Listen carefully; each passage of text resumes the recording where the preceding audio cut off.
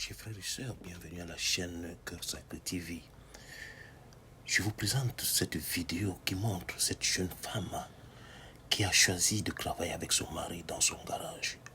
L'homme est un mécanicien de profession et la jeune dame a accepté de venir travailler avec lui afin qu'ensemble ils puissent construire leur famille, construire leur avenir.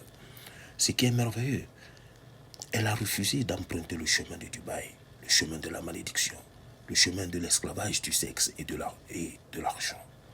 Elle a refusé Dubaï pour ne pas se faire humilier, pour ne pas faire honte à Dieu. Elle a préféré travailler avec son homme, ensemble, grandir ensemble, former ainsi un couple merveilleux qui écrit son histoire. Les hommes doivent apprendre à écrire leur histoire, et une histoire bonne et vraie, et juste et honnête, et non une histoire basée sur ce qu'on n'a pas.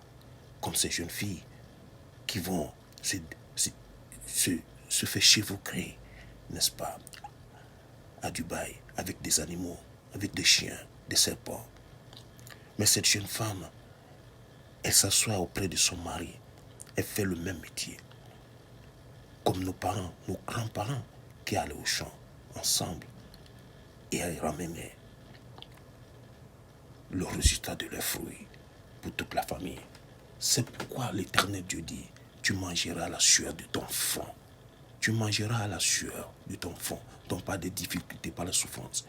Et non, aller se vadouiller à Dubaï, mangeant des excréments, devenant une véritable pourriture ambulante et venir faire pourrir la vie des autres. Et non aller s'engouffrer dans un luxe qui ne t'appartient pas, mais qui est là pour te détruire pour toute la vie. Parce que tu veux paraître devant les gens ce que tu n'es pas.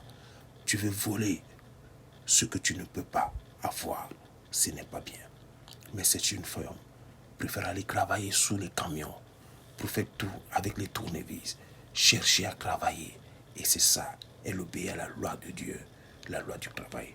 C'est pourquoi, dans Ecclésiaste, au chapitre 3, verset 13, il est écrit, quand quelqu'un mange, boit et profite des résultats de son travail, c'est un don de Dieu. C'est un don de Dieu. Et non donc la porterie. Et non l'esclavage sexuel et l'esclavage de l'argent que ces jeunes femmes partent, n'est-ce pas, à Dubaï, faire pire, manger des excréments, des véritables poubelles. Mais cette jeune femme, elle nous montre, elle nous donne l'envie de reprendre notre humanité. Parce que ces femmes de Dubaï nous ont fait perdre notre humanité. C'est de la honte, c'est de la misère, la vraie misère. Mais cette jeune femme, regardez le bonheur sur leur visage. Regardez la joie. Oui, que Dieu soit loué à jamais. Que Dieu soit loué dans toute sa grandeur, dans tout son amour. Que les jeunes femmes apprennent à louer Dieu par le travail, à chercher leur vie par le travail. C'est pourquoi dans 1 Timothée 6, 10 à 17, il est écrit, car l'amour de l'argent est une racine de tous les maux. Et quelques-uns, en étant possédés, se sont égarés de la foi et se sont jetés eux-mêmes dans bien de tourments. Dans bien de tourments. Que celui qui entende, entende. Que celui qui comprend, comprenne. 1 Timothée 6, versets 10 à 17. Car l'amour de l'argent est une racine de tous les maux. La racine de tous les maux. C'est à cause de l'argent que ces jeunes dames sont allées se faire prostituer, se faire vendre leur âme au diable à cause de l'argent, qu'elles vont connaître l'enfer. Mais cette jeune dame, elle redonne l'honneur à la femme.